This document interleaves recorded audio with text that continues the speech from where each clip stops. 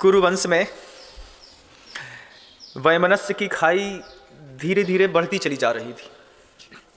बहुत विस्तृत कुरुवंश था और खाई धीरे धीरे रोज बढ़ रही थी।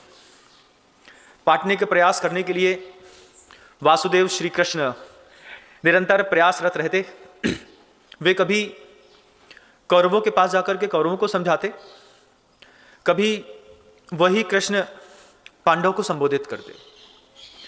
एक बार ऐसा ही प्रसंग बना कि जब युद्ध बिल्कुल अनिवार्य हो गया, लगने लगा कि अब युद्ध होके ही रहेगा, उस समय श्री कृष्ण ने अपना विराट रूप दुर्योधन की सभा में दिखाया।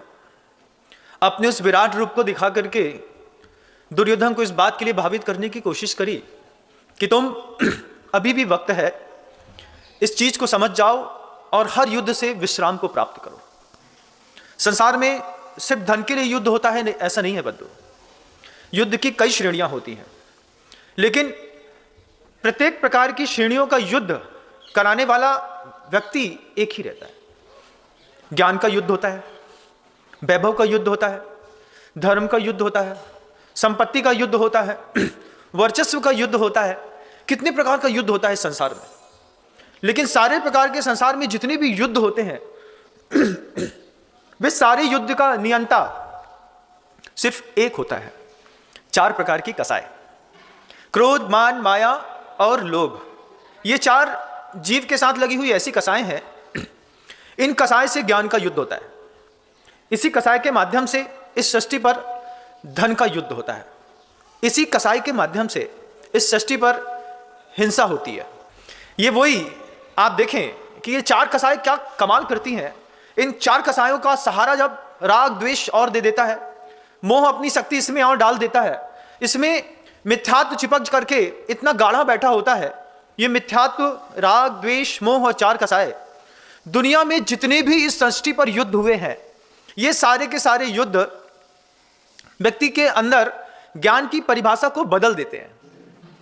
दुर्योधन के मस्तिष्क में भी शिक्षा तो बहुत अच्छी मिली थी, लेकिन उसको कसाई नियंत्रण का कोई भी संदेश गुरुओं से मिलने के बाद भी उसने स्वीकार नहीं किया। गुरु एक थे, पांडव के भी, दुर्योधन के भी।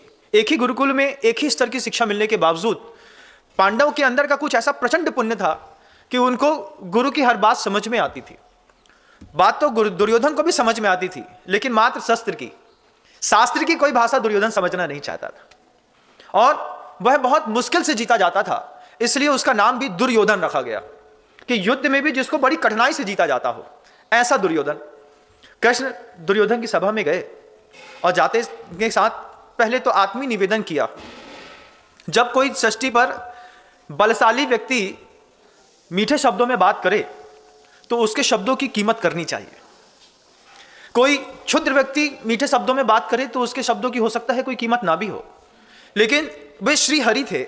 श्री कृष्ण स्वयं दुर्योधन की सभा में जाकर के और दुर्योधन से कहते हैं, धृतराष्ट्र वहीं पर बैठे हैं, भीम वहीं पर बैठे हैं, अनेक महारथी वहां पर हैं, अनेक पराक्रमी हैं, अनेक पुरुषार्थी व्यक्ति भी उस पूरी सभा में खचाखच बैठे थे उस दिन बंधुओं। जब लीलाधर श्री कृष्ण ने कहा कि सिर्फ 5 ग्राम दे दो, इतने में सब कुछ ठीक हो जाएगा। लेकिन युद्ध व्यक्ति और व्यक्ति के बीच में तो कभी होता ही नहीं। युद्ध जब भी होता है कसाई के बीच में होता है, और दुर्योधन की कसाई इतनी आसमान में थी कि महाभारत के उस पर्व में साफ साफ लिखा हुआ है। दुर्योधन कहते हैं कि सुई के अग्रभाग को धरती पर गाड़ने पर वह अग्रभाग सुई का जितना धरती के भाग को स्पर्शित करता है, उतनी भूमि भी मैं इन 5 पांडवों में से एक को भी नहीं दूंगा, उतनी सी भूमि भी नहीं दूंगा। श्री कृष्ण ने कहा होगा शायद ये बात कि सुई के नोक के बराबर भूमि दे दो। तब तो दुर्योधन ने कहा कि सुई के अग्रभाग में भी जितनी भूमि स्पर्शित होती है वो भी नहीं दूंगा। श्री कृष्ण ने पूछा दुर्योधन से बहुत मीठे शब्दों में, दुर्योधन, जीवन में वैभव क्या है? किसको वैभव समझते हो? दुर्योधन बहुत देर तक श्री कृष्ण को निहारता रहा। निहारने के बाद दुर्योधन श्री कृष्ण से कोई जवाब न दिया। तब श्री कृष्ण ने ही दुर्योधन से पूछा कि दुर्योधन, दुनिया में 3 ही वैभव होते हैं। पहला आदमी पूरी जिंदगी भर आप किसी भी चीज के लिए पुरुषार्थ करते हैं अपनी सुविधा के लिए। सुबह 6 बजे से एक रिक्शा वाला रिक्शा खींच रहा है, गाड़ी वाला दूध बांट रहा है, कोई कुछ भी कर रहा है।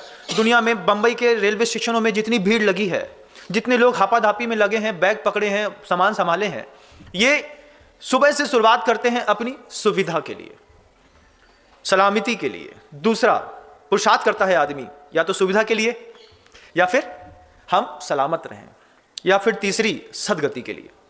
संसार में जितने भी लोग आपको रोड में चलते मिलेंगे, कोई भी व्यक्ति मिल रहा हो, दुकान में कोई व्यक्ति खड़ा हो, टीवी कोई व्यक्ति सुन रहा हो, देख रहा हो, समझ रहा हो, ये प्रवचन सुनने वाले भी लोग हों, इन सबके जीवन में सिर्फ 3 उद्देश्य रहते हैं किसी जीव के। या तो मुझे सुविधा चाहिए, या मुझे सलामती चाहिए, और या फिर मुझे सदगति चाहिए। आप टीवी भी देखते हैं तो इन 3 में से किसी एक चीज के लिए, या तो सुविधा के लिए, सलामती के लिए, या सदगति के लिए। आप व्यवसाय भी करते हैं तो अपनी सुविधा या सलामती के लिए। तो सुविधा जो है वो आपको पैसों से मिल जाती है। मिलती है कि नहीं? मिलती है महाराज जी। जितना पैसा कमाते हैं उतनी सुविधा मिलती है, लेकिन सुविधा से सलामती नहीं मिलती। हम इंदौर में थे, रेवती रेंज में 2 साल पहले। अरबिंदो सामने हॉस्पिटल था, और घटना का आनंद तो उस दिन आया जब अरबिंदो का जो डीन था उसके फैमिली मेंबर्स में से किसी को कोरोना हो गया, और अरबिंदो में ही फैमिली मेंबर्स को ही एक बेड ना मिला। पैसा 30 लाख रुपए, 40 लाख रुपए, 50 लाख रुपए झोले में भूसा के जैसे भर करके लाइन लगा करके लोग खड़े रहते थे, मेरी मां को एडमिशन दे दो। सुविधा तो है, किससे? पैसे से। लेकिन पैसे से सलामती नहीं है। सलामती किसी और चीज से होती है। सलामती होती है पुण्य से। पुण्य था, पानी चढ़ाया, बात बन गई, लोग बच गए। खूब ज्यादा सुविधा संपन्न लोग थे, सुविधा जिस चीज से मिलती थी, जिसके लिए आप सुबह 6 बजे से रात को 12 बजे तक लगे रहते हैं, सुविधा सुविधा सुविधा सुविधा। पैसा कमाने के लिए कि पैसे से क्या मिलेगा? सुविधा मिलेगी। सुविधा मिलती है, लेकिन सुविधा से सलामती नहीं मिलती। पैसे से कोई भी व्यक्ति कभी आज तक सलामत नहीं रहा। अगर सलामत रहा होता तो फिर चक्रवर्तियों के घर में किसी की मृत्यु नहीं होती। उनके यहां सुविधा तो बहुत थी। फिर सुविधा क्या करती है? पैसा क्या करता है कि पैसा आपके जीवन में आपको ब्रांडेड चीजों से मात्र भर देता है। 100 रुपए की शर्ट पहन सकते थे, लेकिन आपको 6-9 की पहननी थी तो आपने 5000 रुपए की शर्ट पहन ली। शर्ट की कीमत तो उधर भी 100 ही रुपए की थी, सिर्फ ब्रांडेड का एक लेबल लग गया, कीमत 5000। जीन्स 5000 का, BMW ले ली, आपने एक अच्छा बंगलो बना लिया, आपने एक फैक्ट्री खोल ली, आपके पास अच्छी हार्ले डेविडसन कोई कार है, गाड़ी है, बाइक है, आपके पास रॉयल इनफील्ड रखी हुई है, आपकी दुकान में माल ठसाठस भरा पड़ा है। पैसे ने आपकी व्यवस्था बनाई है, पैसे ने आपको ब्रांडेड चीजों से लबालब भरा है। लेकिन ब्रांडेड चीजों से लबालब भरे होने के बाद भी आप पुण्यवान हैं, यह कहा नहीं जा सकता। श्री कृष्ण दुर्योधन से पूछते हैं कि दुर्योधन, तुम्हारी दृष्टि में वैभव क्या है? तुम्हारी दृष्टि में वैभव सुविधा है? तुम्हारी दृष्टि में वैभव सलामती है कि सदगति? दुर्योधन, तुम्हें क्या चाहिए? लेकिन दुर्योधन तो दुर्योधन था। दुर्योधन के अंतरंग में कसाय के चारों सर्फ ने एक साथ फन ऊपर उठा करके बैठा था। श्री हरि नारायण श्री कृष्ण ने वहां पर भरी सभा में पहले तो वात्सल्य की भाषा बोली। उसके बाद जब वात्सल्य की भाषा समझ में ना आई तो दुर्योधन को अपना विराट रूप का दर्शन कराया। वहीं पर श्री कृष्ण ने अपने विराट रूप को, अकल्पनीय रूप का वर्णन दिखाया जब, तो पूरी सभा सन्न हो गई। सबके पास दृष्टि थी, लेकिन दूरदृष्टि पूरी सभा में किसी के पास नहीं थी। एक भी व्यक्ति के पास ऐसी कोई दूरदृष्टि ना मिली कि कृष्ण के उस विराट रूप को देखने के बावजूद वो ये सीख जाते कि कृष्ण यहां पर विनय पूर्वक, शक्तिपान पुरुष विनय पूर्वक युद्ध की समाप्ति और खत्म करने के लिए एक दूत बनकर के आया है, और दूत का भी अपमान कर दिया। कृष्ण ने बहुत प्रेम से उस दिन दुर्योधन से कहा था कि दुर्योधन, वैभव क्या है तुम मुझे बताओ, तुम्हें क्या, किस बात की कमी है? सुविधा की तुम्हारे पास पांडवों से लाख गुना ज्यादा है। सलामती अभी तुम्हारे पास तो अच्छी दिख रही है, क्योंकि सलामती आदमी के व्यक्ति जीवन में पुण्य से आती है। बंधु ध्यान रखिएगा इस बात को, दिमाग में बहुत गहरे में लिख लेना। अगर सलामत रहना है तो पल्ले में ब्रांडेड कंपनी का पुण्य चाहिए। अभी तुम्हारा पुण्य तो बहुत घटिया स्तर का है, इतने घटिया स्तर का पुण्य है कि तुम थूकते हो तो तुम्हारी थूक में मक्खियां बैठती है। हमने तो वो पुण्यात्मा लोग देखे हैं कि जिन्होंने पान चबा करके जमीन में फेंका है तो उसमें भौरे घूमने लगे। हमने उन लोगों को देखा है इस दुनिया में कि उन्होंने बाण उठा करके पूरी ताकत से खींच करके अपने ही पैर में मारा, लेकिन वज्रवृषभ नाराज सेनान होने के कारण उनके अंदर एक इतना सा भी वो बाण तीर अंदर घुसा नहीं। हमने वो लोग देखे हैं कि जिन्होंने अपनी हाथ में पर्वत उठा लिया। तुम्हारा तो बहुत घटिया तरीके का पुण्य है, परिवार का वजन तो उठा नहीं पा रहे, तुम पर्वत क्या उठाओगे? अपना पुण्य भी टटोलो। अगर मान लीजिए आप सुविधा संपन्न हैं तो सलामती के मामले में जिस चीज की जरूरत होती है वो चीज जो पुण्य है, वो पुण्य आपके पास साधारण पुण्य है कि असामान्य पुण्य है? हमने असामान्य पुण्य के लोग देखे हैं जिसके घर में 18 करोड़ घोड़े थे, 84 लाख जिसके घरों में हाथी थे। हमने वो वैभव भी इस आंख से देखा है बंधु। कहां देखा है महाराज? हमको भी दिखा दीजिए। आप उसको देखेंगे नहीं क्योंकि ग्रंथ आपकी पसंद नहीं है, वो संत की पसंद में ग्रंथ हुआ करता है। मैंने ग्रंथों में सब देखा है अच्छे ब्रांडेड पुण्य वाले जो लोग थे, जिनके यहाँ 336-56 प्रकार के रसोइया थे, हर दिन का सुबह का शाम का एक एक अलग अलग रसोइया था, जिनके यहाँ कामधेनु हजारों की संख्या में थी और जिनका दूध निकाल करके नंदिनी को पिला दिया जाता था और नंदिनी के दूध को फिर निकाल करके ओंट करके उससे फिर उस चक्रवर्ती का भोजन बना करता था। हमने ऐसे पुण्यात्मा इस सृष्टि पर देखे बंधु, आपने नहीं देखे होंगे। आपका पुण्य तो बहुत घटिया। कितना घटिया पुण्य महाराज कि हम मंदिर में जाते हैं, कोई हमको पलट के भी नहीं देखता। रोड से निकलते हैं तो जानबूझ करके लोग हमारे निकलने के आगे या पीछे चला करके पान की पीक हमारे सामने थूक देते हैं।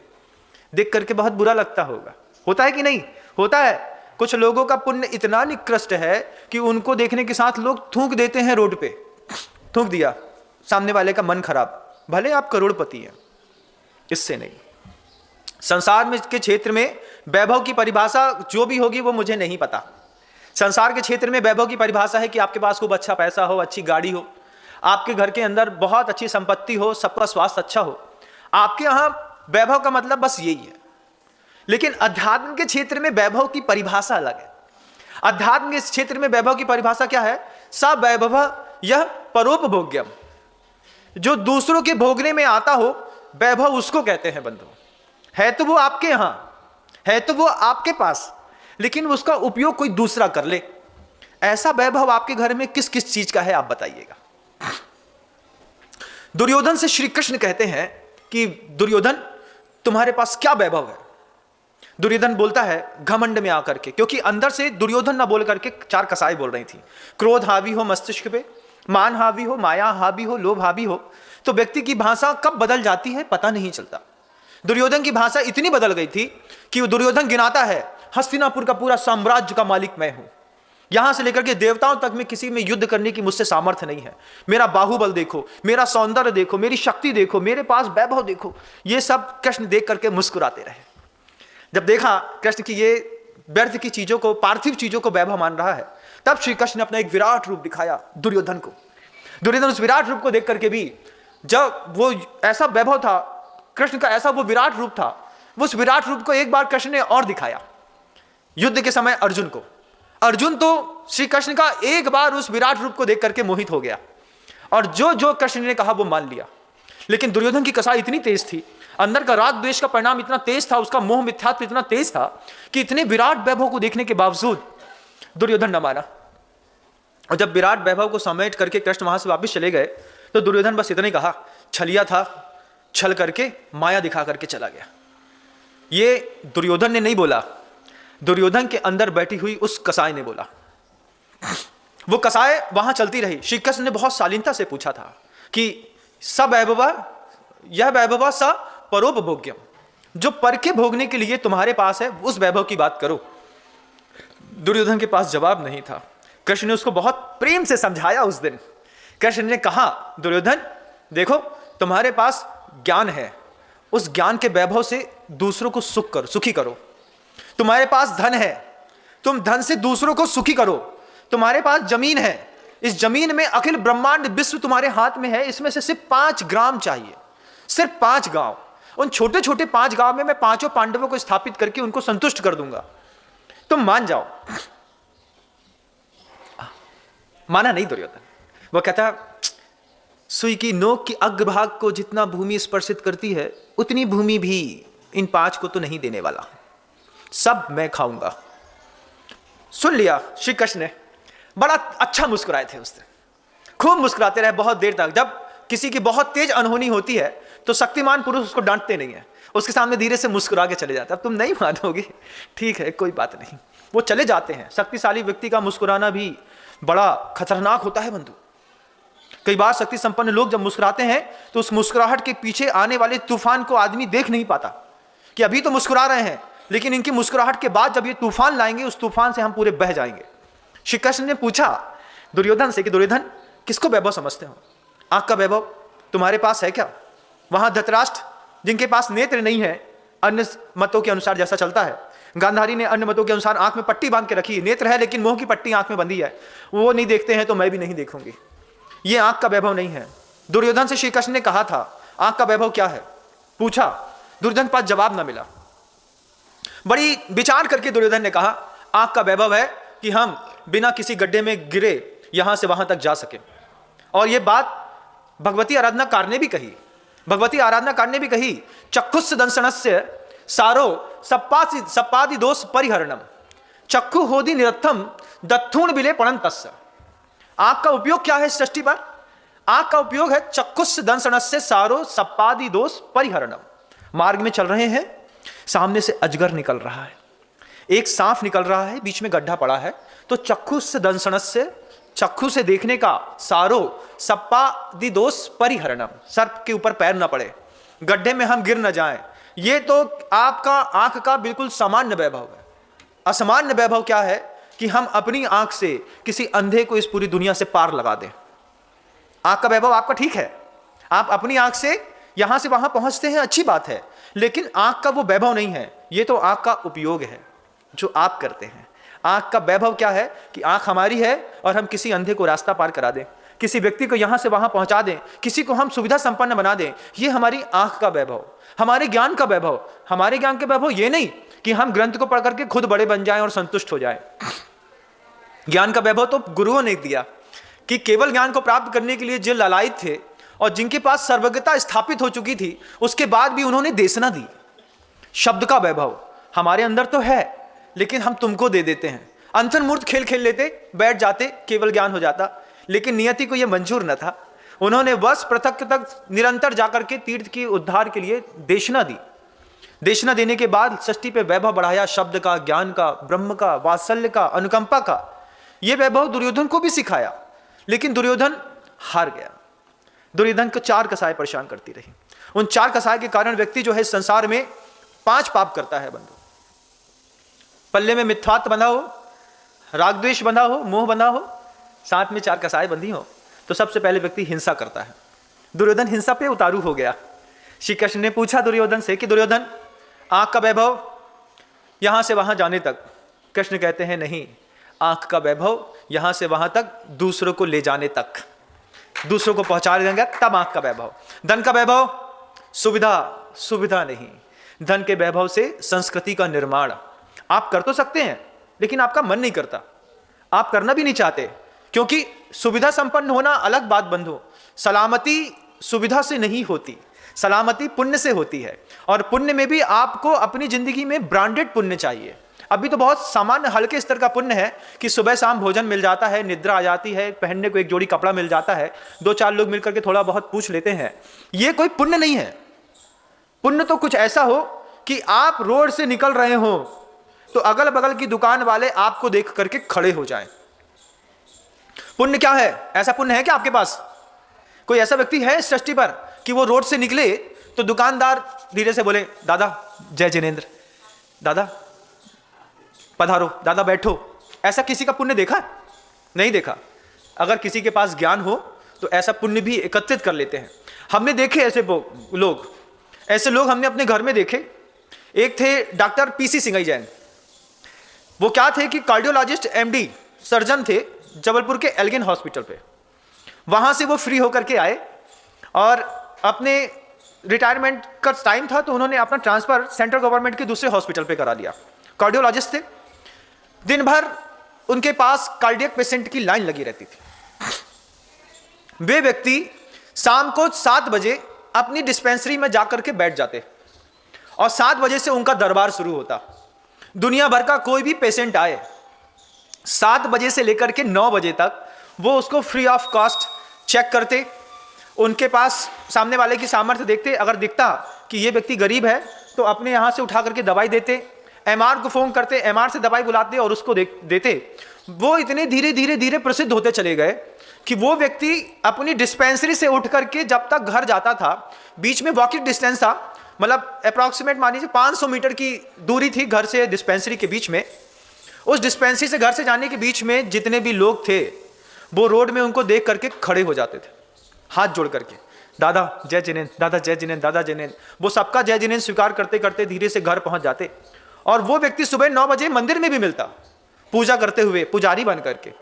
उनसे एक दिन मैंने पूछ ही लिया, हमने कहा बड़े पापा आप इतना ज़्यादा पढ़े लिखे हैं, फिर ये फ्री में इतना सारा काम क्यों करते हैं? तो उन्होंने कहा, क्या गजब की बात कही, कि दुनिया में पुण्योदय की कोई कीमत नहीं है। ये डॉक्टर पीसी जैन साहब के शब्द थे, जो घर में मैंने किसी व्यक्ति से जिनसे मिला, इंस्पायर हुआ मैं उनकी उस शैली से। उन्होंने कहा कि दुनिया में पुण्योदय की कोई कीमत नहीं होती, कि अच्छा पुण्य चल रहा है, हम पैसे वाले हैं, हम समझदार हैं। दुनिया में कीमत होती है पुण्य बंध की। कितनी बड़ी बात कहता है सामान्य सा व्यक्ति कि पुण्योदय की कोई कीमत नहीं है। पुण्य के उदय में तुमको भोजन मिल जाता है, सुविधा मिल जाती है, सोना हो जाता है, मान सम्मान मिल जाता है, लेकिन ये पुण्योदय उदय में तो आ गया है। इस पुण्योदय में कीमत है पुण्य बंध की। मैं दिन भर अपने पुण्योदय का पुण्य भोगता हूं। जहां पर हॉस्पिटल में जाकर के बैठता हूं, लोग सर सर करके पीछे खड़े रहते हैं, जिसके लिए मैंने एक प्रिस्क्रिप्शन में कुछ लिख दिया। मतलब उन्होंने बुढ़ार में बैठ करके एक पर्ची में अपनी नाम की चिरैया बनाई। जबलपुर के मेडिकल कॉलेज में वो पर्ची पहुंची, उनका दस्तखत देकर के उनको फ्री ऑफ कॉस्ट इलाज मिल गया। इतना उनसे पूछा कि आप ऐसा कैसे करते हैं, तो उन्होंने बस एक ही बात कही कि 8 घंटा मेरा पुण्योदय में चलता है, शाम को 7 बजे से लेकर के 9 बजे तक मैं सिर्फ शुद्ध पुण्य बंध करता हूं। पुण्य बंध चाहिए, ये वैभव है ज्ञान का। ज्ञान का वैभव क्या है कि ज्ञान के वैभव से संपत्ति आ तो रही है, लेकिन 2 घंटे निःशुल्क सिर्फ दूसरों का उपचार करेंगे। यही पुण्य के बंध के लिए वो व्यक्ति पढ़ा लिखा लिटरेट एमडी कार्डियोलॉजिस्ट होने के बावजूद, कोई व्यक्ति धोती दुपट्टा पहन करके दष्टम जिनेन्द्र भवनम भवताप हारिक पढ़ रहा हो, कह रहा हो, भगवान के सामने माथा टेक रहा हो, परैया बजा रहा हो, जय जयनाथ परम गुरु हो कह रहा हो। आज की जो ये एजुकेशन सिस्टम है बंधुओं, इस आज के एजुकेशन सिस्टम ने तो बहुत ज्यादा क्राइम बढ़ाया। जितने भी दुनिया में बड़ी बड़ी हिंसाएं हो रही हैं, ये एक भी बड़ी हिंसा दुनिया में कोई गरीब नहीं करता। AK-47 गरीब को चलाते नहीं बनती, गरीब आदमी के पास वो मिलती भी नहीं है। गरीब आदमी तो बेचारा रोजी रोटी से परेशान है, क्योंकि उसका पुण्य बहुत मंदा है। लेकिन जितने भी पढ़े लिखे लोग हैं, जितना भी एजुकेशन सिस्टम है, ये पूरा एजुकेशन सिस्टम सबसे ज्यादा क्राइम रेट बढ़ा रहा है पूरे वर्ल्ड में। जितने भी आप कॉन्वेंट स्कूल में बच्चों को पढ़ाते हैं, और ये क्राइम रेट ऐसा नहीं कि सिर्फ हिंसा के मामले में बढ़ा रहा हो, हर चीज में क्राइम रेट बढ़ रहा है एजुकेशन से। आज की बायोलॉजिकल स्टूडेंट होगा, वो क्राइम रेट बढ़ाता है। क्या करता है, किसी भी चीज को हाइपरसोनिक बनाता है। हाइपरसोनिक बना दिया, ऑक्सीटोसिन लगा दिया। जो चीज 8 दिन में डेवलप होने वाली थी, उसने क्राइम रेट बढ़ा करके उसको 1 दिन में, 1 रात में डेवलप कर दिया। शाम को कुछ नहीं था, सुबह इतनी बड़ी लौकी मिल रही है, सेठ जी ने खाई, पता चला आंख का, कान का, नाक का, किसी का कैंसर हो गया। बायोलॉजिकल स्टूडेंट ने, बायोकेमिक के स्टूडेंट्स ने ऐसे क्राइम रेट बढ़ाए। फिर किसी व्यक्ति ने कोई और कोरोना जैसा वायरस बढ़ा करके पूरे विश्व को परेशान किया। ये क्राइम रेट किसने बढ़ाया? एजुकेशन। एजुकेशन ने धार्मिक क्षेत्रों में भी क्राइम रेट बहुत बढ़ाया। धर्म के नाम पर जो लोग कल तक चांदी की थाली में द्रव्य लेकर के मंदिर जाते थे, आज वो लोग अपनी जेब में बंदूक फंसा करके जाकर के वहां पर अपने भगवान की आराधना करते हैं। बंदूक सामने रखते हैं और उसी के सामने प्रणाम करके अपने आप को धर्मात्मा समझते हैं। मंदिरों के अंदर, देवालयों के अंदर इस तरीके का क्राइम रेट किसने बढ़ाया? क्या कोई इलिटरेट जो व्यक्ति है, जिस व्यक्ति के पास एजुकेशन नहीं है, क्या वो हिंसक है? हिंसक है पढ़ा लिखा व्यक्ति।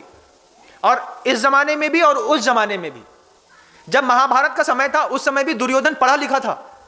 पढ़ा लिखा होने के बावजूद दुर्योधन हिंसक बन गया। जब श्री कृष्ण ने उससे कहा कि बताओ तुम्हारा वैभव क्या है, तो वो वैभव में जड़ पदार्थों को दिखा तो रहा था, लेकिन उसने वैभव के मामले में कभी भी एक भी बार ये नहीं कहा कि परोपकार भी कोई वैभव होता है। तब श्री कृष्ण ने कहा था, जब सब वैभव यह परोपभोग्य, दूसरों के भोगने के योग्य जो आपके पास है और आप दूसरों को देते हैं, एक्चुअल में वैभव तो वो है। धन से पूरी दुनिया में सिर्फ एक चीज मिलती है बंधुओं। सुविधा से क्या मिलता है? पैसे से क्या मिलता है? सुविधा मिलती है। सिर्फ पैसे का सिर्फ एक प्लस पॉइंट है, सुविधा। आप 5 मिनट बैठ करके पैसे का माइनस पॉइंट सोचिए कितने हैं। प्लस पॉइंट क्या है? सुविधा। माइनस पॉइंट क्या है? माइनस पॉइंट कितने गिनाऊं उंगली में? घर में बैर कौन कराता है? पैसा। घर के अंदर मर्डर कौन कराता है? पैसा। घर के अंदर दीवार कौन खींचता है? पैसा। घर के अंदर किसी भी चीज को विवाद किस चीज से पैदा होता है? पैसा। क्या? दुरर्जेन ना सुरक्षेन न सुरेन धना दिना। बड़ी मुश्किल से पूरी जिंदगी दांव में लगा करके पैसा कमाता है आदमी, और उसके बाद भी वो नश्वरता को प्राप्त होकर के धीरे से नष्ट हो जाता है। जिसके अर्जन करने में परिश्रम, संचय करके उसको रखने में परिश्रम, और जब चला जाए कितना संकलेश कराता है? पैसा संकलेश नहीं कराता। किसी व्यक्ति ने सिर्फ 5,000 रुपए की कपड़े की कलम मार दी, सिर्फ 5,000 की।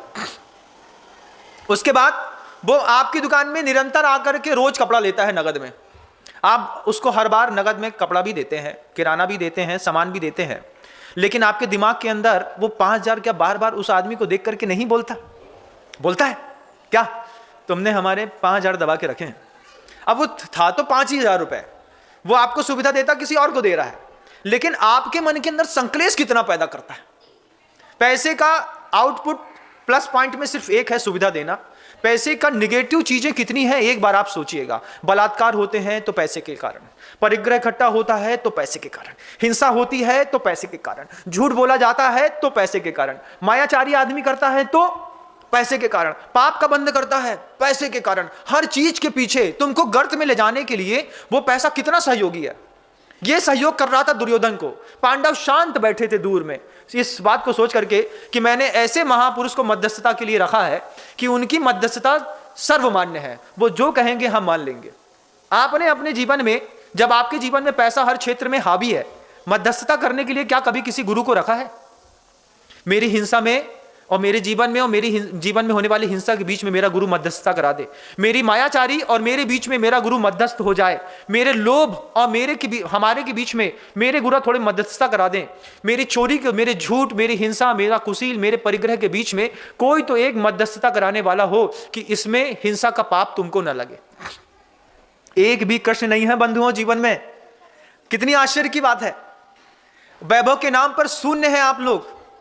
दिखाने को तो बहुत कुछ है, लेकिन इज्जत कमानी है तो उन डॉक्टर साहब के जैसी जो मैं बचपन से देखता आया, 7 बजे डिस्पेंसरी में बैठे थे, उनकी डिस्पेंसरी के अंदर कोई व्यक्ति कितना भी वीआईपी क्यों ना हो, सुनने वाले इस बात को जानते हैं, कोई जूता पहन करके अंदर नहीं जा सकता था। कार्डियोलॉजिस्ट होने के बाद, एमडी होने के बावजूद वो कहते थे मैं झाड़ू अपनी डिस्पेंसरी में अपने हाथ से लगाता हूं, किसी को मेरी डिस्पेंसरी में जूता पहन के आने का अधिकार नहीं है। और वो जब मंदिर जाते थे तो ये बात को कहते थे कि ये पुण्य के बिना संसार नहीं चलता। मैं चाहता हूं कि मेरे परिवार में हर व्यक्ति पूजा करे, हर व्यक्ति पूजा करे। उनका ये उद्देश्य था। उनने अपनी वेदी बनाई और घर के प्रत्येक व्यक्ति को इंस्पायर करते थे। और एक दिन तो उन्हें बड़ी गजब की बात कही। हम जब ब्रह्मचर्य व्रत ले लिया, उनके पास जाकर के बैठे और बात करते, और उनको उस समय पार्किंसन हो गया था। हमने उनसे पूछा, बड़े पापा हाथ से लिखते नहीं बनता? बोले बेटा राइटर तो लगा लिया है, वो राइटर लिखता है, उसके चक्कर में हमको 5 रुपए लेना पड़ते हैं कि राइटर का खर्चा कैसे निकलेगा, हम अपनी जेब से नहीं दे रहे। तो जनता से 5 रुपए तो लेने लगे। उस दिन उनकी आंख में इस बात को लेकर के आंसू था कि उन्होंने जो बात कही कि हमने जीवन भर पुण्य कमाने की खूब प्रयास किए, लेकिन लगता है कि ये पुण्य हमारे बाद यहीं पे खत्म हो जाएगा। वे कहते हैं कि हम चाहते हैं कि हमारे दोनों पुत्र धोती दुपट्टा पहन करके रोज पूजा करें, लेकिन घर के अंदर हम इस बात की प्रेरणा नहीं दे पा रहे हैं कि हमारे पुत्र रोज धोती दुपट्टा पहन करके पूजा करें। और बोले जिस से मेरे संबंध है मैं चाहता हूं सब कोई पूजा करें, लेकिन मैं लोगों का शरीर का इलाज तो कर सकता हूं, घर के अंदर मैं लोगों की मानसिकता का इलाज करने में भी अपने आप को असक्षम पा रहा हूं। उस दिन उस कार्डियोलॉजिस्ट डॉक्टर की आंख का आंसू देख करके मेरी आंख में आंसू आ गया। मैंने कहा कितना द्रवित होता है एक पढ़ा लिखा व्यक्ति, अगर समझदार है तो वो चाहता है कि मेरे दोनों बच्चे द्रव्य से पूजा करें, प्रत्येक दिन करें, प्रत्येक दिन अभिषेक करें, प्रत्येक दिन शांति धारा करें। और पता नहीं अब उनके परिवार की क्या व्यवस्था थी, मैं तो बहुत दूर हो गया, वो करते हैं कि नहीं करते मैं नहीं जानता, लेकिन उनके पिता की अंतिम इच्छा थी कि दोनों बच्चे मेरे जो हैं वे पूजन अभिषेक रोज करें। परिवार में उन्होंने अपेक्षा रखी कि मेरी बहुएं, मेरी पत्नियां, बोले महाराज घर की ऐसी व्यवस्था है कि घर के अंदर धर्म ध्यान करने के लिए हम बोल नहीं सकते, बोले तो पता नहीं क्या से क्या हो जाएगा। हमने कहा उनसे आप बोल दीजिए, तो बोलते हैं जब लड़का पैसा कमाने लगता है ना, उसके बाद व्यक्ति को धर्म ध्यान करने के लिए बाप बोलने का अधिकार ही नहीं रहता। जब तक बच्चा पैसा नहीं कमाता है तब तक तो पिता उसको प्रेरणा देकर के कहीं भी लगा सकता है, उसके बाद नहीं लगा सकता। श्री कृष्ण ने दुर्योधन से पूछा श्री कृष्ण दुर्योधन से बार बार कहते हैं, दुर्योधन तुम्हारे पास ज्ञान का वैभव, दुर्योधन चुप, धन का वैभव चुप, शक्ति का वैभव दूसरे के लिए काम आती है शक्ति नहीं, धनम मदाय शक्ति परेशान परिपीड़नाय, ऐसे एक श्लोक है, उसके एक चरण में भूल रहा हूं कि धन जो है वो काय के काम में आता है, बोले मद के लिए, और शक्ति परेशान परिपीड़नाय, दूसरों को दलित करने के लिए शक्तियां काम आती है। हमारे पावर दिखाएं, बताएं अपना पावर, हम लगाएं अभी एक फोन, भाई थोड़ा सा चौराहे में पहुंचो, बस तुमने पावर दिखा दिया शक्ति का, क्या तुम्हारे संबंध की शक्ति थी, उस संबंध की शक्ति से तुमने कभी किसी गरीब का विकास नहीं किया। माँ बहनों के पास घर के अंदर धन भी होता है और अन्न भी होता है, अन्न का वैभव है कि नहीं है? अन्न तो है, अन्न का वैभव खाने से नहीं होता, अन्न का वैभव देने से होता है। ये ठंडी है बंधुओं, इस ठंडी के दिनों में जब व्यक्ति को प्रॉपर कपड़े नहीं मिलते हैं, जब बहुत ज़्यादा काम करना पड़ता है, तो ठंडी के कारण शरीर को 40% अतिरिक्त भोजन की आवश्यकता पड़ती है। कितना? 40% अतिरिक्त भोजन चाहिए ठंडों में। और कई लोग ठंड से नहीं मरते, ठंडियों में भोजन ना मिलने के कारण मर जाते हैं। दुनिया भर में जो भी माँ बहनें हैं, जो भी इस प्रवचन को सुन रहे हैं, जो भी पुरुष वर्ग सुन रहे हैं, वो इस बात को भी समझें कि अगर आपके पास धन का वैभव ना हो, अगर आपके पास ज्ञान का वैभव ना हो, आपके पास संबंध का वैभव ना हो, शक्ति का वैभव ना हो, तो आपके घर के अंदर कम से कम अन्न का वैभव तो होगा। इतना अन्न तो होगा कि जिसमें आप अपने परिवार का पूरा भोजन कर सकते हैं। आप ठंडी के दिनों में देखिए कितनी रबड़ी, दूध, मलाई, कचौड़ी, जितनी बर्फी हैं, गोटे हैं, खाजे हैं, सब्जियां हैं, जितना भी हैवी डाइट है, सुबह खा लो, शाम खा लो, गुड़ खा लो, दूध पी लो, उसके बाद भी रात को सोते सोते आपको भूख लगती है। लेकिन वे गरीब लोग जिनके घर के अंदर शुद्ध भोजन नहीं मिलता, जिनकी परिस्थितियां खराब हैं, इन ठंडी के दिनों में हमको कपड़ों का दान तो उनको देना ही है ठंड से बचाने के लिए। इस बात की भी कोशिश करनी है कि अपने घर के अंदर 2 मोटी रोटी अतिरिक्त बना करके रख लें कि किसी और व्यक्ति को दे देंगे। महाराज कहते हैं कि 40% ज्यादा भूख लगती है, वो बेचारा पैसा से धनहीन है, मेरे पास अन्न है, मैं अपने अन्न के वैभव से पुण्य कमा लूं। तुमको कुछ नहीं जाना है, तुमको कुछ करना भी नहीं है। बड़े घरों में, जिनके घरों में मेडी लगी रहती है, किसी के यहाँ गुड्डी लगी रहती है, किसी के यहाँ मुन्नी लगी रहती है, किसी के यहाँ ऊसा लगी रहती है, तो जिनके घरों के अंदर गुड्डी मुन्नी लगी रहती है, उनका तो और पुण्य का जबरदस्त है। उनको कुछ नहीं करना, बस इतना कि बेटा 2-3 रोटी और बना देना, कोई गरीब होगा तो उसको दे देंगे। अब परथन का आटा बचा है, राशन का थोड़ा सा बच गया है, तो उठा करके आप कहीं फेंक देते हैं। इस ठंडी के दिनों में बंधुओं 40% अतिरिक्त भूख की अपेक्षा रहती है पूरे विश्व को, तो उन गरीबों को भी रहती है। वो भी चाहते हैं कि थोड़ा सा मीठा मिल जाए। अगर आपके पास कुछ नहीं है, आप इतना जरूर करिएगा कि आप अपने यहाँ एक छोटा सा लंच बॉक्स अपनी दुकान के बाहर रखिए, उसमें थोड़ा सा गुड़ की भेली ही रख दीजिए। गुड़ को कुछ नहीं करना है, थोड़ा सा गर्म करके पका करके एक बार वापस वहीं पर रख दिया, जमा दिया, और उसमें 2 रोटी रख दी। ये अतिरिक्त दान भी अन्न का आपके पुण्य के वैभव को बढ़ाने के लिए कारण बनेगा। क्यों महाराज? क्या सब कोई अपना पेट नहीं भरते? पेट तो सब भर लेते हैं, लेकिन जिसके पेट में पित्त प्रकोपित होता है, वो व्यक्ति जानता है कि जितना भोजन चाहिए था उतना नहीं मिलता। गरीब लोग टीबी से मरते हैं, गरीब लोग कैंसर से मरते हैं, और कई जितने सारे गरीब लोग हैं जो सिर्फ भूख से मरते हैं। बंधु, इस ठंडी में जितना ज्यादा दूसरे की शरीर की सुरक्षा करने की आवश्यकता है, हमारी ये करुणा बोलती है कि हमको अभी इस ठंडी के दिनों में कुछ अपने अन्न का वैभव देकर के भी पुण्य कमा लेना चाहिए। पुण्य कमाने का तरीका है, करुणा दान बहुत बड़ा तरीका होता है बंधु पुण्य कमाने का। श्री कृष्ण ने दुर्योधन से कहा कि दुर्योधन तुम कुछ तो वैभव संपन्न दिखो। दुर्योधन ने सरासर उनकी बात नकार दी और कृष्ण को उद्वेलित कर करके वहां से बाहर कर दिया। कृष्ण वापस लौटते हैं पांडव के पास, और पांडव से कृष्ण कहते हैं अब युद्ध होके रहेगा, युद्ध होना ही है।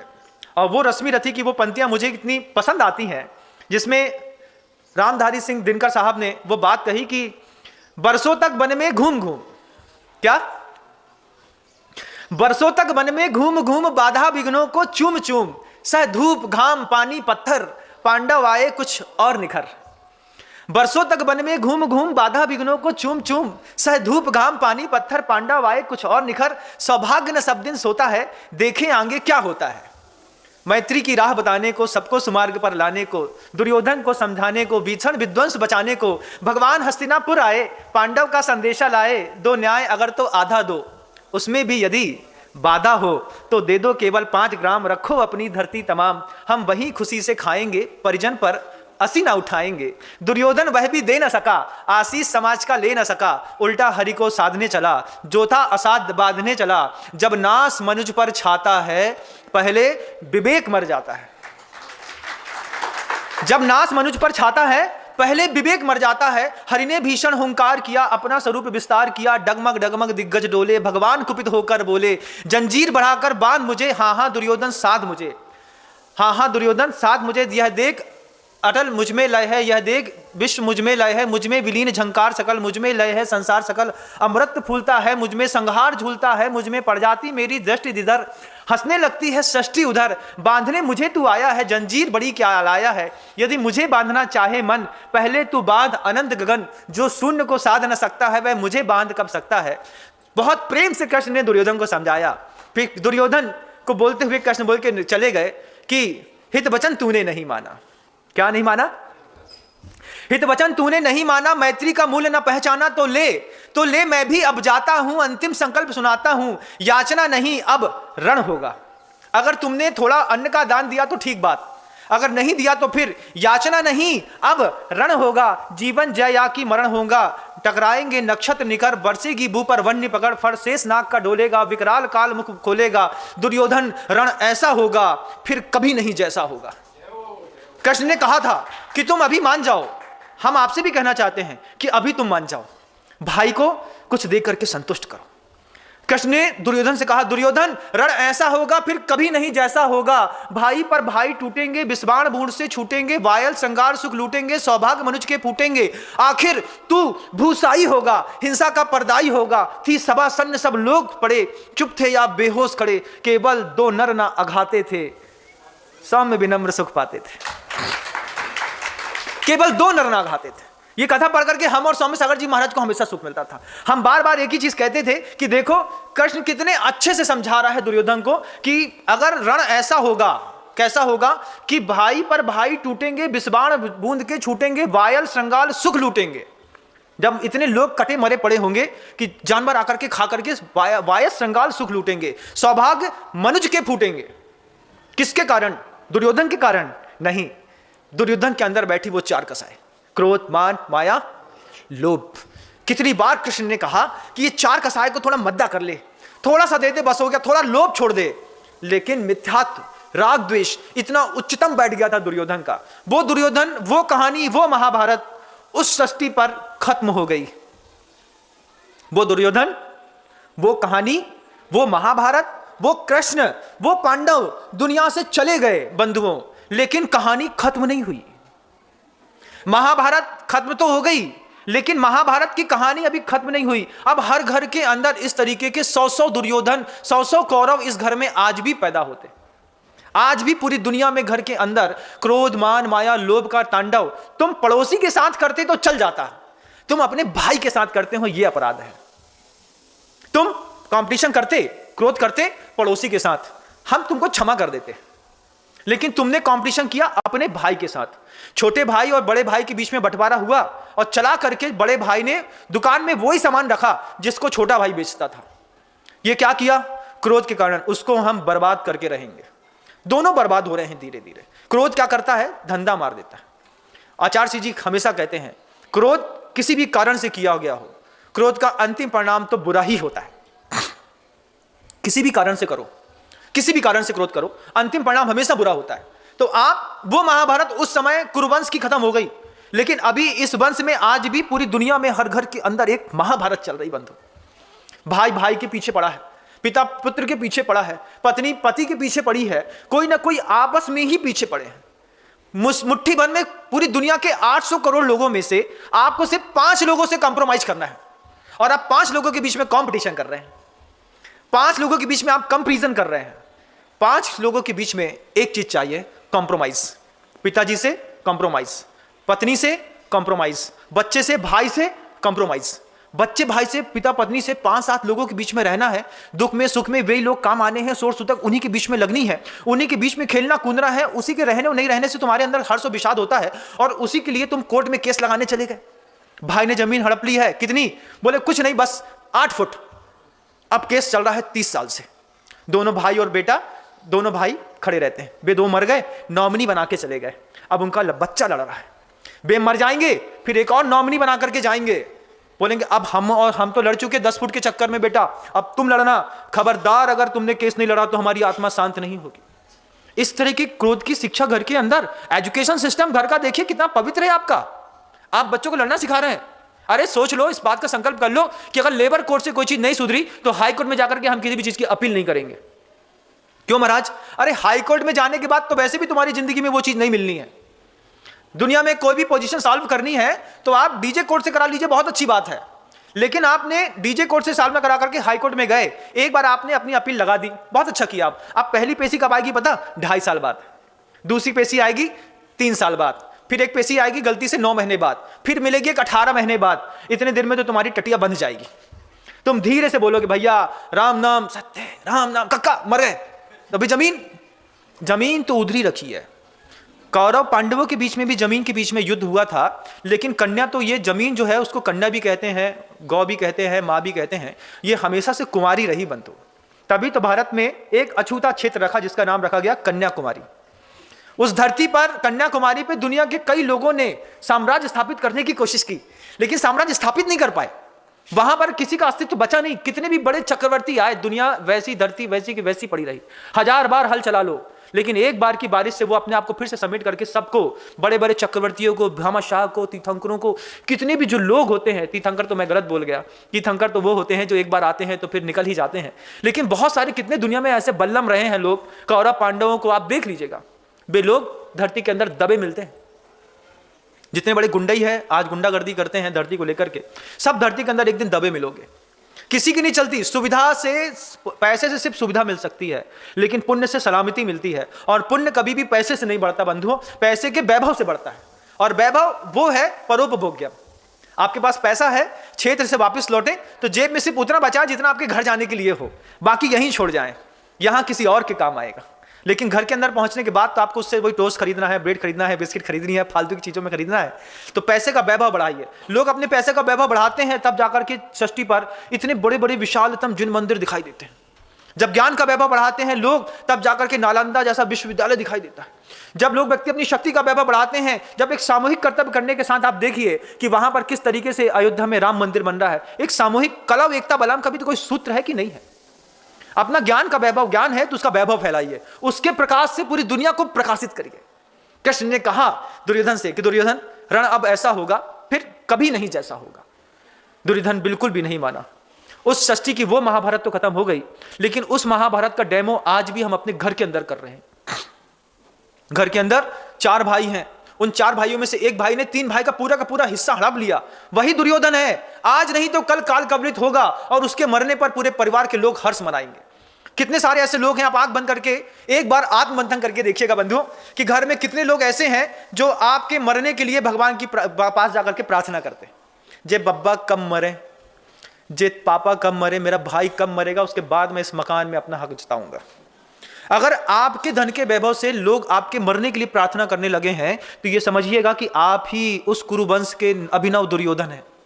इस अभिनव दुर्योधन को सजग करने के लिए एक वात्सल्य का कृष्ण आपके जीवन में आता है। आज कृष्ण नहीं आएंगे, लेकिन कृष्ण का दिया होगा वो वात्सल्य। कितने मीठे शब्दों में, कितने प्रेम से समझाया था कृष्ण ने दुर्योधन को कि दुर्योधन अभी भी वक्त है, सिर्फ 5 गांव दे दो। दुर्योधन कसाय के बसीभूत होकर बोला, नोक में जो जमीन आती है ना वो भी नहीं देंगे, जो उखाड़ते बने उखाड़ लेना। घर का बंटवारा ओरली कर लिया। अब कोई बोले कि भैया थोड़ा सा बाथरूम बनाने में दिक्कत हो रही है, 3 फीट जगह और मिल जाए, अपना देखो, यहां तो घुसने की सोचना ही मत। अरे भैया भाई है वो तुम्हारा, अभी जब तुम मर जाओगे तो वो तुम्हारी तेरी करेगा और तुम उसी के लिए इतना सा धन देने के लिए तैयार नहीं हो। क्यों? अपने घर के अंदर हम महाभारत खींचने में उतारू हैं, हमको नहीं पता, लेकिन हमको उसमें आनंद बहुत आता है। पैसे का सिर्फ एक प्लस पॉइंट बनते हो, क्या? सुविधा। माइनस पॉइंट कितने हैं संसार में? उस महाभारत से आपके घर की महाभारत में आप जोड़ लीजिएगा, और उस महाभारत से आपके घर की महाभारत अगर सुधारनी है तो सिर्फ एक ही कृष्ण है इस पूरी दुनिया में, वात्सल्य। कि भाई जिसके ऊपर क्रोध आ रहा है उसके ऊपर हम अपने अंदर से एक वात्सल्य की धारा बहाएं। कोई बात नहीं, तुम ले लो, घर की चीज घर में रहेगी, पड़ोसी तो नहीं ले रहा ना, पड़ोसी कब्जा कर ले तो फिर वही दोनों भाई जो आपस में एक केस लड़ा हुआ है, लड़ते हैं कोर्ट में, वे दोनों मिलकर के पड़ोसी से भी लड़ते हैं। बोले हम वैसे तो 100 और 5 अलग अलग हैं, लेकिन तुम्हारे चक्कर में हम 105 हैं।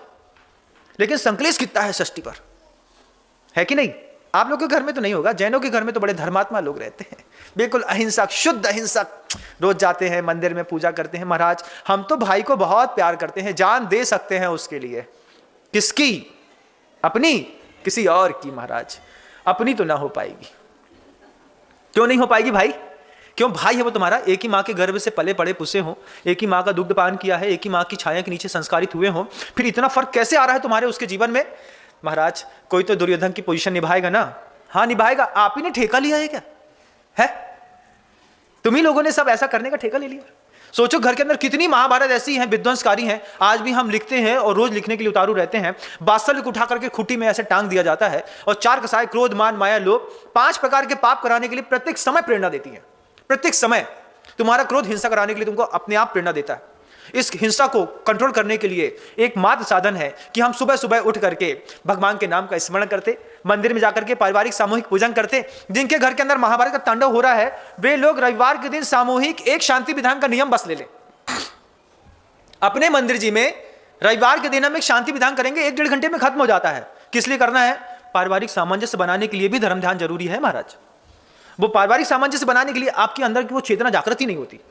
और घर के अंदर क्या बोलते हैं, हमारा लड़का मंदिर, अरे कुछ नहीं होता, आइडियोलॉजी है यार, क्या फालतू मंदिर अंदर की बात, ऐसा बोलते हैं, ऐसा जैसे बहुत ज्यादा पढ़े लिखे हो गए। Engineer, MBA, CA, CFA, IITians ये मंदिर के जाने से बिचकते हैं, क्योंकि क्राइम की जो पोजीशन थी वो हिंसा का वातावरण सिर्फ पढ़े लिखे लोगों ने, एजुकेशन सिस्टम ने सिर्फ देश में नहीं मचाया, धार्मिक माहौल में भी हिंसा का वातावरण इन्हीं पढ़े लिखे लोगों ने मचाया। आज व्यक्ति इतना वल्गर हो गया है कि वो अपनी सुविधा के लिए दुनिया के हर काम कर सकता है। मंदिर जाने में उसको बड़ा अपने आप को नीच समझता है। वो समझता है लोग क्या कहेंगे। तुम कभी नहीं गए हो तो लोग कहेंगे कि सुबह का भूला शाम को घर वापस आ गया। तुम्हारे जाने पर लोगों को खुशी होगी, कोई तुमको बुरा नहीं कहेगा, तुमको जाना चाहिए। लेकिन हमने जाना बंद कर दिया। ये हमारी शिक्षा, ये हमारे यहाँ का दुर्योधन पना, ये सिर्फ 4 कसाय दुनिया में बंधुओं 5 पाप करने के लिए निरंतर प्रेरणा देती है, निरंतर। वो कृष्ण समझाते समझाते दुर्योधन के पास थक गए, लौट आए, पांडव से कहते हैं कि पांडव युद्ध तो अब होगा ही होगा। और उस युद्ध की सबसे अच्छी भूमिका तो तब बनी कि भीष्म पितामह जैसे जो महापुरुष थे, जो दुनिया पर सबसे ज्यादा वैभव संपन्न माने जाते थे, उससे भी ज्यादा वैभव संपन्न श्री कृष्ण माने गए। किस बात के लिए? कि युद्ध तो लड़ूंगा लेकिन शस्त्र नहीं उठाऊंगा। किसकी तरफ से लड़ूंगा? सत्यमेव जयते, पांडव की तरफ से लड़ूंगा, शस्त्र नहीं उठाऊंगा। उनकी शस्त्र ना उठाना, एक विद्वान पुरुष का शस्त्र ना उठाना, वाणी का, शक्ति का, व्यवहार का, उसको आज भी सृष्टि पर कष्ट बना देता है। क्या समझते हैं आप? हम ताकतवर है ना? कृष्ण ताकतवर थे, उनके पास संहार करने की सामर्थ्य थी, लेकिन उन्होंने संकल्प कर लिया मैं इस घर का कृष्ण हूं, मैं शस्त्र नहीं उठाऊंगा। आपके घर के अंदर झगड़ा मच रहा हो, आप सिर्फ इतना सा संकल्प कर ले मैं शब्द का शस्त्र नहीं उठाऊंगा, मैं अपनी शक्ति का शस्त्र नहीं उठाऊंगा, मैं अपने पावर का शस्त्र घर के अंदर नहीं उठाऊंगा, अपनी समाज में नहीं उठाऊंगा, अपने कुटुंबी में नहीं उठाऊंगा, अपने देश में नहीं उठाऊंगा। आप आज भी कृष्ण जैसी स्थिति को प्राप्त कर सकते हैं। लेकिन हमारी ऐसी पोजीशन, ऐसी मानसिकता हो गई है, हमारे एजुकेशन सिस्टम ने ऐसा कुठाराघात किया हमारी प्रज्ञा के ऊपर कि हमको तात्कालिक लाभ में दुर्योधन की पोजीशन लेना ज्यादा अच्छा लगता है। दुर्योधन ने भी यही गलती तो करी थी ना, जब कृष्ण ने कहा था कि बताओ, एक तरफ मेरी अक्षौणी सेना रहेगी और एक तरफ मैं अकेला निहत्ता, तुम्हें क्या चाहिए? तो आप होते तो आप भी वही करते जो दुर्योधन ने किया था। आपको दिखने वाली चीजों के ऊपर विश्वास होता है, अदृश्य की शक्ति का विश्वास तो सिर्फ पांडवों की बस की बात थी। और वे पांडव 5 थे, आज भी 5 हैं, कल भी 5 रहेंगे बंधुओं। और वे हिंसा, झूठ, चोरी, कुशील और परिग्रह, ये 5 ऐसे पांडव हैं इस पूरी दुनिया के। क्या है ये? हिंसा, झूठ, चोरी, कुशील और परिग्रह, ये 5 पाप ऐसे हैं, ये 5 ग्राम के जैसे हैं। आज भी गुरुदेव बार बार कहते हैं कि सिर्फ 5 ग्राम दे दो अपनी जिंदगी का। हिंसा छोड़ दो, झूठ छोड़ दो, कुशील छोड़ दो, परिग्रह छोड़ दो और असत्य बोलना छोड़ दो। अगर जिंदगी भर के लिए नहीं छोड़ पा रहे हो, व्यापारी हो, पढ़े लिखे हो, समझदार हो, तो चलो इतना संकल्प कर लो कि 2 घंटे के लिए छोड़ दो। व्यापारी है ना, 2 घंटे के लिए छोड़ दो। तुम खुद डिसाइड कर लो महाराज, 7 से 9 बजे के बीच में जो भी व्यक्ति आएगा उससे नो प्रॉफिट नो लॉस पे बिजनेस करेंगे। ये तुम्हारे धन का वैभव है। 7 से 9 के बीच में डॉक्टर संकल्प कर ले कि मैं अपना पुण्य का वैभव कमाऊंगा, 2 घंटे तक किसी भी व्यक्ति से कोई पैसा नहीं लूंगा। 2 घंटे ज्यादा लगता है तो 1 घंटे का नियम ले लो, शुरुआत करो, करके देखो, खूब मजा आएगा, अच्छा आनंद आएगा। बोले हाँ महाराज ये बड़ा अच्छा हुआ, हमने मंदिर में जाकर के नियम ले लिया, क्या कि किसी को बताया नहीं आपने, बस मंदिर में ले महाराज आज 1 से 2 बजे के बीच में जो भी आएगा नो प्रॉफिट नो लॉस पे बिजनेस। महाराज जैसे बैठे आप विश्वास मानिए 1 से 2 के बीच में एक भी आदमी नहीं आया। हमारा नियम तो बड़े अच्छे से पल गया, बड़ा अच्छा लगा। दूसरे दिन बड़ा अच्छा लगा जब 1 से 2 के बीच में लगुन का सामान लेने वाले 4 लोग एक साथ आ गए। अब बोले अब क्या, बोले संकल्प है, संकल्प नहीं अब तुम्हारी परीक्षा है कि जब शादी का सामान लेने वाला कोई आदमी आ गया आपकी दुकान में और आपका वो 1 बजे आ गया तो आप बोलते भैया बड़े पिताजी नहीं है 1 घंटे बाद आना। ऐसा ये मायाचारी ना चलेगी। क्या चलना है, क्या करना है, हाँ भैया आप आ गए हैं और मेरा संकल्प है, मैं जिनेंद्र भगवान का भक्त हूं, मैंने महाराज की वाणी को सुनकर के अंदर या मन में संकल्प ले लिया है कि दिन में 1 घंटे निस्वार्थ सेवा करूंगा, जो भी तुम्हारी शक्ति है। अन्न की शक्ति है तो निस्वार्थ सेवा करो, ज्ञान की है तो निस्वार्थ करो, बौद्धिक स्तर पे है, शक्ति में है, बिजनेसमैन है, व्यापारी हैं, कोई पार्लर वाले हैं, कुछ भी हैं, संकल्प ले लो 1 घंटा निःशुल्क सेवा दुनिया की करेंगे अपनी सलामती के लिए। गुरुदेव कहते हैं कुछ ऐसा पुण्य का उपार्जन करना चाहिए जो कुछ ब्रांडेड कंपनी का हो। कैसा हो कि हो सकता है इसी वात्सल इसी पुण्य के कारण अगली पर्याय में हमको भी कभी तीर्थंकर बनने का मौका मिले। ऐसा नहीं है कि तीर्थंकर सिर्फ 24 ही हो गए हैं, अनंत हो गए हैं और अभी अनंत होने बाकी हैं। जितनी सृष्टि पर जीव हैं उन आत्माओं में किसके अंदर उस तीर्थंकर प्रकृति का उदय कब होना है कुछ नहीं पता। हो सकता है आप भविष्य के होने वाले तीर्थंकर हों और शुरुआत 1 घंटे से इसी निमित्त से हो। जैसे भगवान महावीर को 2 चारणधारी मुनिराज का उपदेश मिला और उन्होंने सिंह की पर्याय में हिंसा करना छोड़ दिया, तुम मनुष्य की पर्याय में सिर्फ 1 घंटे पाप करना छोड़ दोगे, हो सकता है अगली भव में तुमको तीर्थंकर बनने का मौका इस देशना के माध्यम से मिले, तुम तीर्थंकर को प्राप्त पदवी को प्राप्त कर सको, तुम्हारे अंदर भी तीर्थंकरत्व की पर्याय घटे। इन्हीं मंगलकारी भावनाओं के साथ शब्दों को विराम देता हूं। अहिंसा पर